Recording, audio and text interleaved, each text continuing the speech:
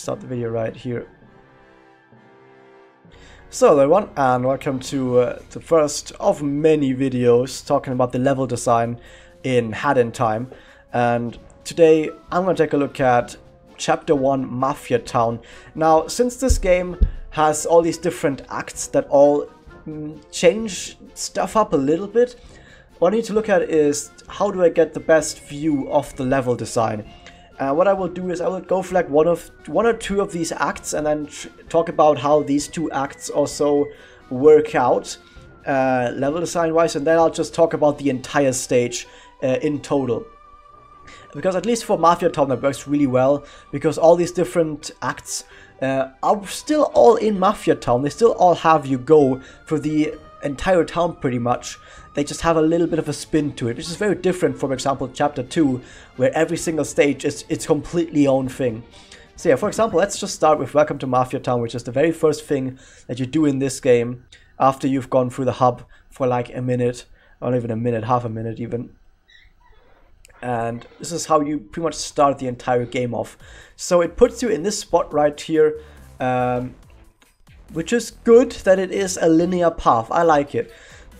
You should start on a linear path so that you don't get overwhelmed immediately. What's cool for speedruns is that you can do this, and you instantly break out of everything, and now suddenly we're out in the open and we can go everywhere we want. So, nice piece of stuff for speedrunners, but you know, no casual player will do this. No casual player will do this. Absolutely not at all. Players won't even look upwards. So yeah, and even if they look upwards, they might not even make it up here, because you see, it doesn't quite do it. You have to actually know the tech for this. So what happens when you come in here? Oh, and by the way, I have a remix active for Mafia Town, because why not? So you come in here, it's a very linear path. You get this mafia dude thrown away for like some, what would I say, some flavor, I guess I would say. And you see some green objects and you go towards them. It's like, oh, I collect these. And while you collect them, you see this little cutscene. Nice. So, right off the bat, I mean, there's a lot of stuff happening already right off the bat, but I don't feel like it's ever too much, because it all is in the same path. It all has the same goal. We want to follow this path. Nothing changes that goal of the stuff that's happening. Wow, amazing. Hatkid, what are you doing? There you go. So the path and the goal that we have is we just want to follow this little road right here. The fact that there's this guy getting smacked to the side, or that there's puns here that we collect, or we got this little cutscene with Hatkid, doesn't really change anything about that. So I don't feel like, at least personally, I don't feel like it would overwhelm the player at all, that there's multiple things happening in the span of like 5 seconds, because it's all on the same rail pretty much. And so once you come here, you're just like, okay, let's follow Mustache Girl. And here the game just very subtly opens up a little bit, where Mustache Girl goes towards the left, but you can continue on to this intriguing looking part over here with this safe. And I would argue that most people, they go after Mustache Kid because it feels like it's more of an anchor that you want to follow, that you want to figure out what it is. So you come in here, you probably just run past these, and you notice more and more of these green objects, and you collect them, and you're like, oh, it seems like I want to follow this green object. I want to follow these pawns. It feels like something that is like put into your mind as something that you want to do. The game does make you go these different paths by following Mustache Girl, but by doing that you also collect the collectible, which shows up in your bottom left, and you're like, oh, I collect the collectible thing, this counter goes up, probably is important, probably means I want to do something with these at some point, so let's just collect them, you know? For now, let's just collect them. You don't need to have a specific agenda right now. You don't be like, oh, you need to collect all of these to get an extra pagey or something at the end of this. I need to get them to buy this and that. You don't really know what to do with it yet. But you do have this sort of idea that, oh, I want to collect them because it seems like I should. It seems like I should collect them, you know? So at this point, once again, the stage opens up a little bit more. You've got this path right here that most people won't go in because it's a bit dark and hidden and stuff.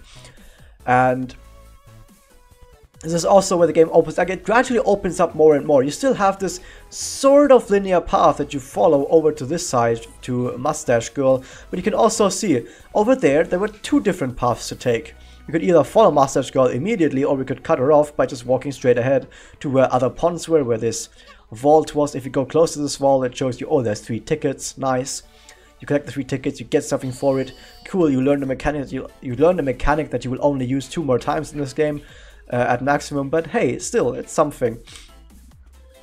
But you can see, at least when you get to this point already, oh, you can, even if it's small stuff, just by being like, oh, I can jump in this game, so why not just jump over this part right here, over the bridge, or I could follow the bridge and then do a left turn. Very small stuff, very simple stuff, but as a player that looks out for, not just for speedrunning or just for playing a game the way I want to do it, by using my own freedom that I have in the game, that's stuff that I notice. And if you get a bit adventurous, you can go to the side here and go over here, go over there, kill this Mafia. Woo, isn't that cool? We killed a Mafia. Fun. And then you turn around and you're like, oh yeah, Mafia, oh yeah, Mustache Girl, she's right here, isn't she? Or maybe you want to be a bit even more adventurous and you go, I want to climb this wall. Oh, you go here, you climb the wall, amazing. And then once again, oh, Mustache Girl, she's right there, cool. You don't really lose the anchor that you want to go for, which is Mustache Girl. You don't really get lost, unless you go and do a complete 180, in which case you're asking for it. But I feel like you don't really get lost, but it gradually gives you more and more options depending on what kind of player you are. Are you the kind of player that just follows the path? Cool, you can follow the path right here, and here's Mustache Girl, and then she shows you that you can jump over here and get these ponds while doing it. Are you the kind of player who wants to be a bit more free, be a bit more open, and take a look at the stage? Here is a little bit of a vault for you, and if you go to this vault, you see the tickets, you collect the tickets, which has you walking around through at least the vicinity of this part, but you always sort of are guided towards Mustache Girl still, so you never really lose track of that. Do you think you want to be a speedrunner? Cool, you can do some movement like this, and then jump over here, and then jump over here really quickly, do it very fast, follow this path. Are you even more of a speedrunner and you already know about everything this game has to offer? You know what? Even greater, amazing. You know the starting point, you can instantly jump out the starting point and go somewhere completely different from here, no problem. You can do that if you want to, and you can even get from where the stage ends from here very quickly, because the stage ends right over there. You see that glowing? That's where the stage ends. Amazing, absolutely amazing, really well thought out. Unless it was just, I mean, the thing is also something I want to notice is that when I do level design analysis like this, I always want to think the stuff that is done well deliberately. Like, it was done like this on purpose. It wasn't just someone just happened to throw some stuff together and this is the way it ended up. Maybe that is the case in a lot of these places, I don't know, but at least want to think that someone had some sort of idea, even if it's not consciously, even if it's subconsciously, where while they made the stage, they felt like, I want to make sure the player knows that they should follow this linear path, but we're gonna offer some other places where they can take a little bit of a side path here and there. They can maybe take some snake lines, they can maybe do a little bit of some other stuff with the vault, for example. They can climb up here, they can gather some ponds, they can do some other stuff, but never really lose track of where they want to go. I feel like I want to think, at least when I do analysis, that is deliberate. Also have some more intriguing stuff like this, where it's like, what do I do with this? At the start of this, you won't know what to do with this at all. Later in the game, you'll be like, oh, yeah, you do this. Amazing. Cool. Not that doesn't matter too much right now, though. Doesn't matter too much right now. We also have a few enemies. You don't need to fight these enemies, which is interesting. You can just leave them be. In fact, if you don't know that they're enemies, they don't really do too much unless you really get in front of them and maybe you try and talk to them and stuff and get hit or something. But for the most part, they're not really super aggressive, and it's alright to just run past them or something. So yeah, that's at least the intro area. Once again, opens up a bit more. I like the use of ponds in this area, because the ponds here, they get you running around all these different areas. These ponds lead you to this place right here, which shows you that, hey, there are places where you can sit down and just take in the scenery. The music gets a little bit dampened. Oh, isn't that nice? Isn't that nice? And all because the ponds guided you this way. Amazing. There's some more ponds that guide you around here. One that guides you maybe towards the badge seller. Maybe it doesn't. Doesn't really matter. But you can see, oh, there's different paths. Once again, I can go over here. There's pipes, some more precision movement maybe. Maybe, oh no, precision movement and an obstacle. Oh no. Do a little jump here on this enemy. Nice. Also shows you this stuff right here. Now I would say that maybe coming over here there's a bit much going on, like maybe there's a few many paths that you can go, some that really don't lead anywhere at all, at least right now, because for example, if you go as a player, if you go over here, where are you actually going? Not really anywhere important, at least concerning the tasks, but because you have the mustache girl pointer on screen pretty much at all times showing you where Mustache Girl is, and because it's the only pointer that you have, you feel like you want to follow that pointer, because what else would you do? It does feel like you never really get lost, and like I said, this is still pretty much a linear path if you just follow the road.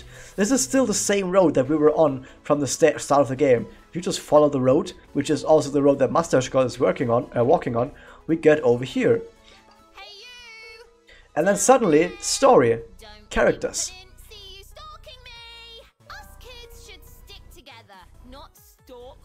So yeah, I'm gonna skip this most part, but yeah. Anyway, she talks a bit about, she gets you a bit into the game, because right now, what are our stakes in the game? Well, we have these timepieces, they fell down onto this planet, but we don't really know anything about the planet, we don't have any connection to this planet, not that we have any connection to Hat Kid or the timepieces that much, unless, apart from us knowing that it's fuel for our spaceship and that we just happen to be around here. But yeah, this at least, we just naturally stalk Mustache Girl, and she's like, hey, you're stalking me. And I feel like that's a cool way of getting the player somehow into the world. Like, oh, you just naturally did something that within the world makes you, as Hat Kid, be a character pretty much. Be someone who does something. And now you are pretty much thrown into it, and you're gonna have to act upon it. Well, now I guess we have to follow Mustache Girl, because now she talked to us, now she told us some stuff. Now I feel like, yeah, we really probably should go to Mustache Girl. It wasn't just a fluke or something. But also like is it shows you that, oh, buttons exist. Nothing too special. It's like, oh, you press a button, bit of a mini cutscene that happens very quickly. It showed you this red arrow to jump up here. Very basic stuff, nothing too special. Jump over here, simple stuff. Jump over here, because you still have the Mustache Girl pointer and more red arrows. It's not really too obnoxious. It doesn't give you a cutscene of like, here's where Mustache Girl is running around. Like for example, right there where Mustache Girl jumped down, there wasn't a cutscene that showed her jump down. It didn't give you an on-screen prompt, follow Mustache Girl, and this is where she goes. It doesn't give you a line in the middle of the air to like guide you downwards or something. It's none of that. Just a little bit of a pointer on screen where it's like, oh, here's a little bit of a like a small icon, just a small icon that shows you, oh, there's something there, but you can totally ignore it if you want to, no problem. No one's gonna get angry. In fact, in a speedrun, you are gonna ignore it. So now you can jump down here. You can probably learn that this exists, or you learn that fall damage doesn't exist in this game, which is also cool. Actually, it does exist, but only for really great heights. Right here, you just take a bit of an animation. And I just got pinged on Razielim, but whatever. So all of that I've talked about right now at the start of the stage, with like being guided through the stage, becoming gradually more open. Right now we get to the end of that. Like it has been played out before us, and now it really tells you, okay, you've learned well, my young Padawan. Now it's time to end it and earn your peace. Also, Mustache Girl runs around, and you get presented with a bit of an even more open place. Like I said, it gets gradually more open as you walk through here, and now we have the most open place in this entire stage probably. Like compare this to the linear start we were like in this tight corridor where we walked along, and then oh, now there's 2 corridors. Now there's a bridge with multiple paths around it, and now we have this giant plaza, not giant, but this big plaza that we can walk around in. Nice. And then we can do this. We learn how to attack and fight enemies as well, and we earn ourselves a timepiece. Nice. Nice, nice, nice. Alright, first stage. And also something that I wanted to once again reinforce, if you do run around too much and you maybe get a bit lost in the stage, because you have that pointer of where Mustache Girl is, you don't ever really forget where you need to go.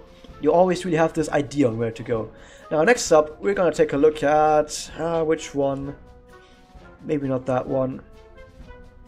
Golden Vault. Yeah, let's do Golden Vault, because I want to talk a bit more about this in a more free-roamy sense.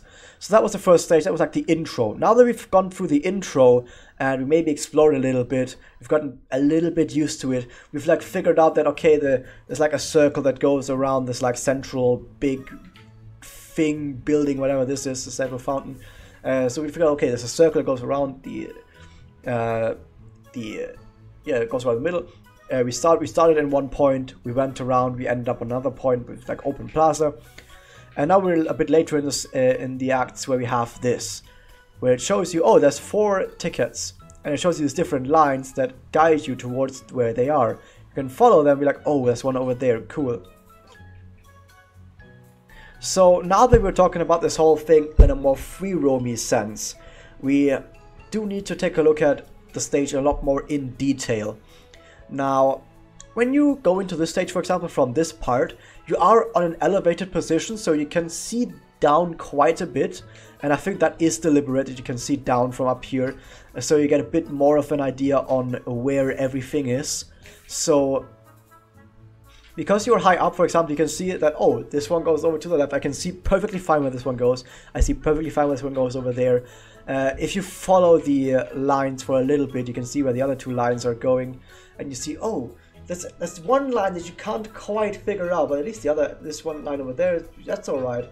And you can kind of follow that line a little bit and you see, oh, it goes down there. So you wouldn't be able to see where these lines were going if you weren't on a high spot. So I think that's totally deliberate that you start the stage next to the vault on a high spot.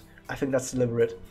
And it also points you towards the wall. I think this is the camera position that you have in this starting the stage, which already shows you, hey, you need 4 tickets, and if you go a little bit close to it, you see the lines. Maybe some players don't go close enough to trigger the lines. That's a bit sad, but I feel like most players will trigger the lines and then see what's going on. So I think it's alright. I think it's alright. And even if you don't trigger the lines, you get to do free roam. You get to do free roam. So you could just follow the lines one after another and just be done with the stage, but that's not what I came here for. I want to actually just take a look at the stage in a more free sense.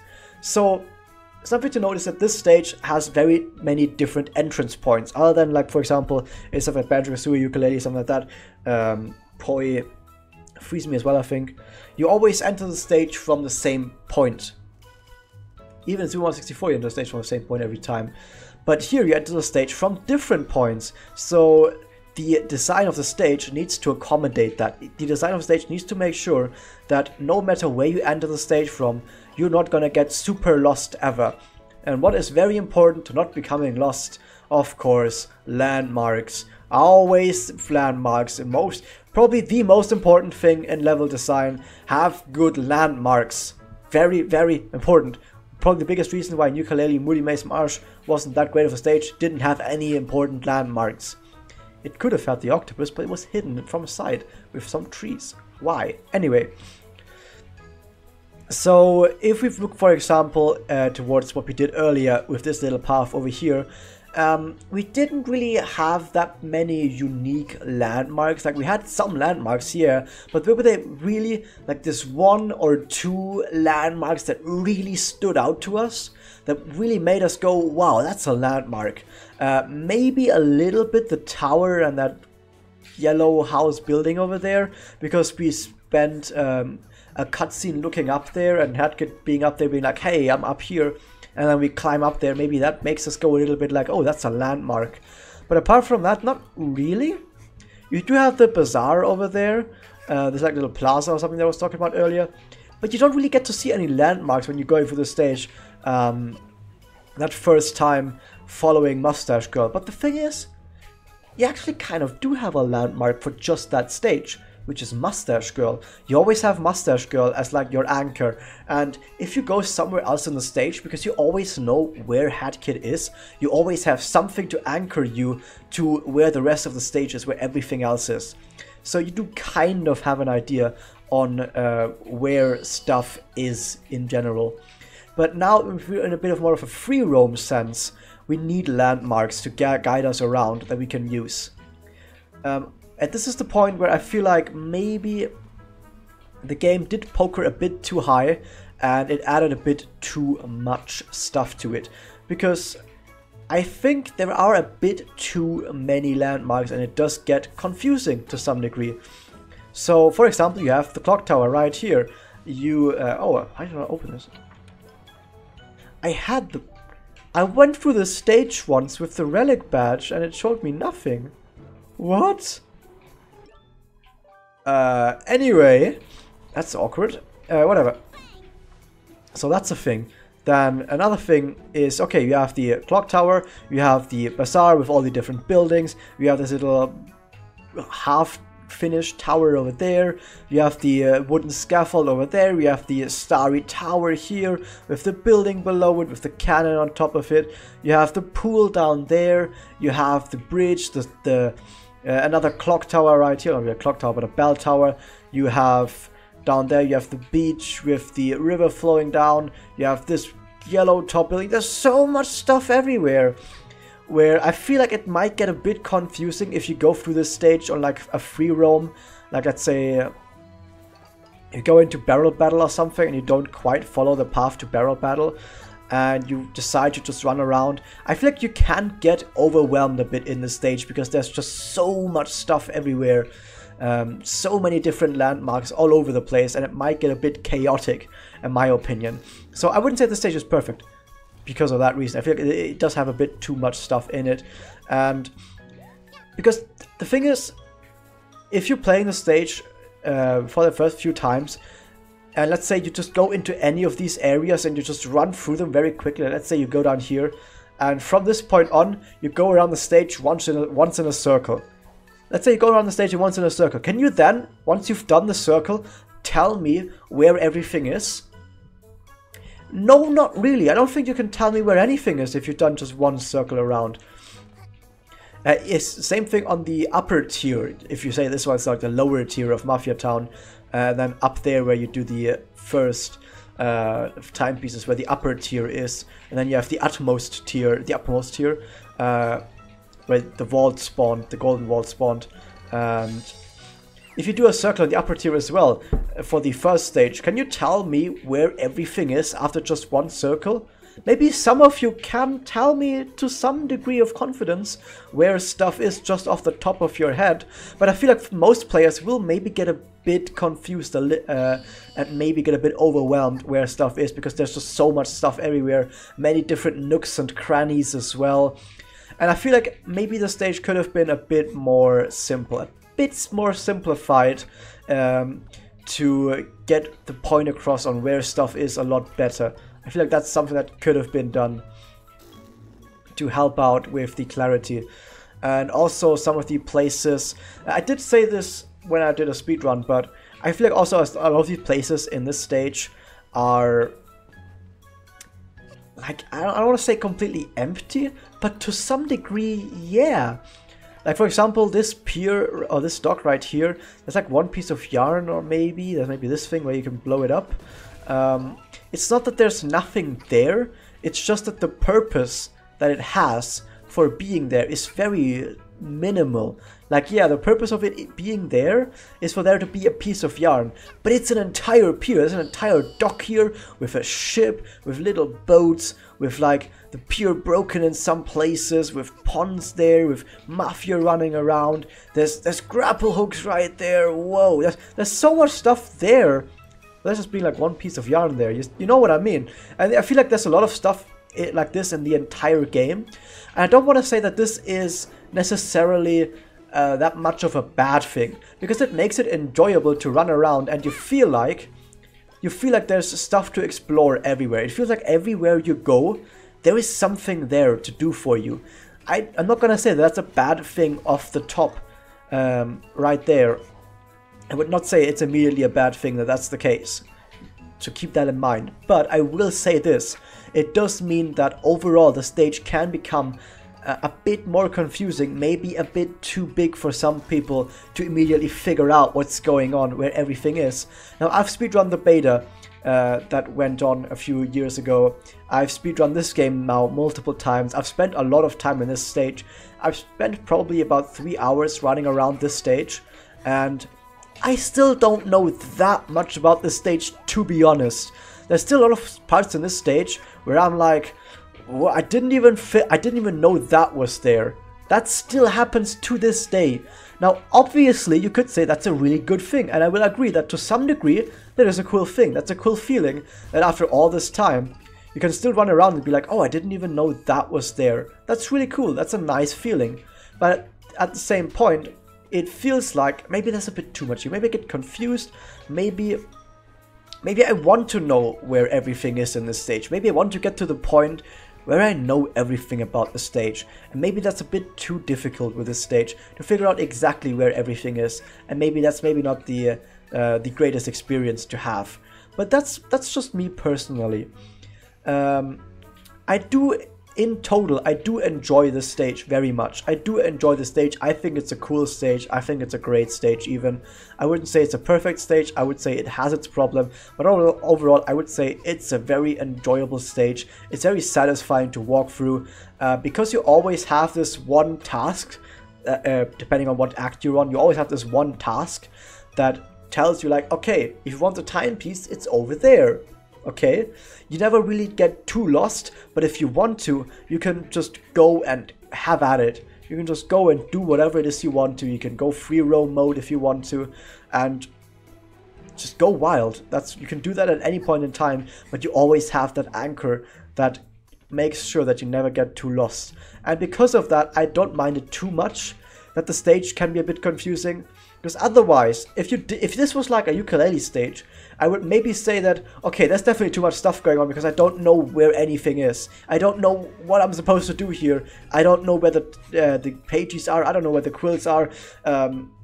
And it's not fun, and that's the important part. It's not fun searching for them because it feels like searching for a needle in a haystack, which is not very enjoyable. It should feel like I'm running through a great open world where I'm exploring it while not getting too lost, like I always have an idea of what's going on. I feel like that feels way more enjoyable than having this like Moody Maze Marsh experience of feeling like I'm searching 20 needles in a haystack and I have no idea what I'm doing at any point ever. That doesn't feel very enjoyable to me. Maybe other people feel differently, maybe other people want to have this feeling of being lost, but I personally don't enjoy being lost too much. I feel like, and the thing is, with this I don't mean that stages have to be very small. Stages don't have to be small. Stages don't have to have only a few things in them. You could say that Rusty Bucket Bay in Banjo-Kazooie is not that small of a stage. It has quite a bit of stuff in it. It has multiple places where you can go inside either the ship or one of the containers on the side. You can go one of the other little boxes on the side as well. There's many different places you can go into. It has some complex movement around the stage in some places. It's not that simple of a stage. It's not that small of a stage. But I never get lost in that stage, and that's the important part. Because you can say off the top of your head, what is Rusty Bucket Bay? It's a ship. It has obviously a front part, a back part, a middle part. It has the little, these platforms or these side parts that go around the side, and then you have the water that the ship is in.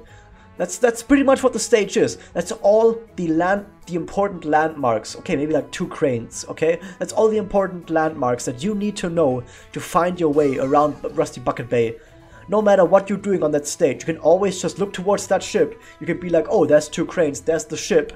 I know where everything is. I know where I am now. You're not lost at that point. If you can look at the ship and be like, oh, I'm exactly on the opposite side of the ship from where I entered. Bam, you're not lost. You're not lost in that stage, even though you might not exactly know what is going on in that stage. And in this stage, I don't quite feel that way, because there's so much stuff going on, you can't actually look at that many important landmarks, because for one, there's too many landmarks to choose from, and you get a bit, maybe, you can't quite see which landmark you want to take a look at. What's this landmark again? Where's the other landmark? Isn't this landmark supposed to be here? I haven't seen this landmark before, huh? Maybe it gets a bit confusing if there's too many landmarks. And it would be cool if you could see the central part from anywhere. And to some degree, if you take the time, you can see the central little... Why is it not? You can see the central like beam of water from everywhere. So, but the problem is, you can't really see where the back, front, left and right of that beam is. Am I on the back side of the stage? Am I on the right side of the stage? If I say that the front of the stage is where I enter for the very first timepiece of the game, am I on the left of the stage? No, on the front of the back? I don't know, because this water spout does not have a back or a front or whatever, because so I can't tell. I really can't tell. If it did have a back or a front or whatever, it would be a lot easier to tell for me. So that's something to keep in mind. Also, you cannot quite see this all the time, because once you go to the lower tiers, right here for example, you go down there, you can't really see the center anymore. You kind of can still guess that the center is, yeah, somewhere in that direction. That's where the center is, you know, but you still can't see it. And if the water spout did have a front, back and whatever, you couldn't tell from here. So that's also something to note. What else do we have? I like the idea in general of having this like big town that has multiple tiers. You have like the top, okay, then you have this, it's like this middle part, and then you have the bottom down here where you also have the beach, and you have this, which is also the race takes place. So you have like different tiers going upwards. It's like 3 pizzas stacked on top of each other, kind of like Midgard but with 1 extra tier. If you know Final Fantasy VII, it's kind of like that to some degree. Not everywhere, not all over the place, but for the most part, that's what the stage is like. For the most part, that's what the stage is like. And I do enjoy that. I like it when the stage has an interesting structure to it. It's an interesting structure. A city with like these different tiers that sort of like not just 3 tiers. They're not completely separate. They do sort of flow into each other, and that's really cool as well. So I do enjoy that. Whee! Here's how I do this, by the way. I've already done it. So I do enjoy that, and I also enjoy that no matter what the entrance point is, because you always get this little like movie at the very start of the act that shows you where to go, and sometimes you even get a bit of a pointer, like for example on the lava stage you get the pointer that, oh, you give you pointers where all the lava spouts are on your screen, so you don't have to worry about getting lost, because we're just going to tell you where everything is. Nice. So I do enjoy that aspect, at least. Oh, nice. I've never done this in 3 hours of playing the stage. I've never done that ever. Just saying. And for speedrunning, it also is very nice. You can get around the stage fairly quickly.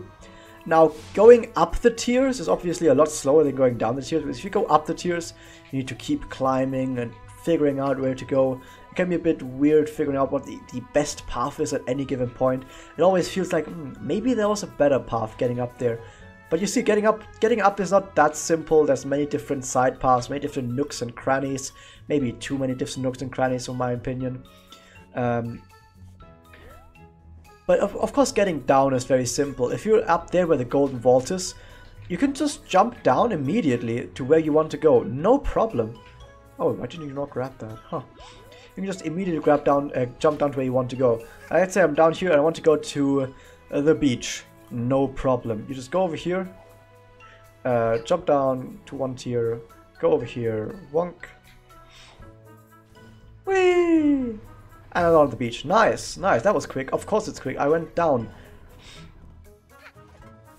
I also like that there's somewhat different locales on this. For example, you have the beach, you have the this like little watery area where the pier is, where you have the docks rather. You have the lighthouse. Then you have the bazaar, where it's more like, oh, these are different types of shops as well. Or it's like a big, more open area. You have these like corridors where you start the first timepiece. I feel like there's a bit of mystery always going around because there are so many nooks and crannies, and whenever you find a new one, you're like, oh, I didn't know this was here. What if there's a piece of yarn here? What if there's a relic here? What if there's all these different types of things here that I didn't even think were here? That's also pretty cool when you find new stuff that you didn't even know was there. That's also a really cool thing. Maybe I'm gonna find a glitch where if you take damage and then collect this, you get 2 at once, which is very interesting. Anyway, you also get the brewing hat in this stage that you can use to destroy these. I don't think there's too much to talk about there. It's just very simple. You get the brewing hat, you destroy some stuff. Interesting. There's also these little, like, I would say, mini events going on. Like, for example, right here, you have to defeat some Mafia and save a guy. So, like, save Dr. Egad, and he gives you some stuff. Not anything that's too special, but at the same time, it's nice that it's there. It's nice. It adds a bit more life to the entire stage. I would say that the stage in general feels very alive. This really feels like a stage that you could feel like is part of this fantasy world, pretty much. It's not something that was created for a video game. I mean, of course it was, but it feels like it really does. It really could be like an existing world somewhere that just happens to also be in a video game. That's what it feels like, in my opinion. I think that's a really cool part as well. Because there's so much stuff, so many nooks and crannies, and all these different things going on like this, it does feel really nice. It does feel really organic. So, because there are so many nooks and crannies and all these different things going on all over the place, all these different places, empty places, where I say, okay, it's only like one piece of yarn. Once you get it, not really anything there anymore. All these different stuff going on. I'm not gonna go all over the entire stage and be like, this is there, this is there, this is there, this is there. I think I can leave it at all the different things that I said already about this stage. I like the first timepiece, how it gathers you along, you never get lost. It shows you, it like does introduce you to the game fairly well, while also giving you an insane amount of freedom already. But you don't have to take that amount of freedom. You can play it very linearly, and you're gonna have a great time still, and you're not gonna get lost. So it's totally fine in that regard in playing it linearly. So yeah, but if you want to, you can be totally free with it. That's like it's like meta freedom, where it's not just freedom in how you can approach the stage, but also freedom in if you wanted to have freedom. Like you can choose the amount of freedom that you want to have. That's meta. Anyway. I think that's it for the most part. I also like how the stage changes between acts. Like very subtle changes in, okay, now there's a bit of mud and it's raining. Oh, now it's a bright sunny day. Now there's Mafia everywhere, you need to save Mustache Girl. Oh, now there's lava everywhere.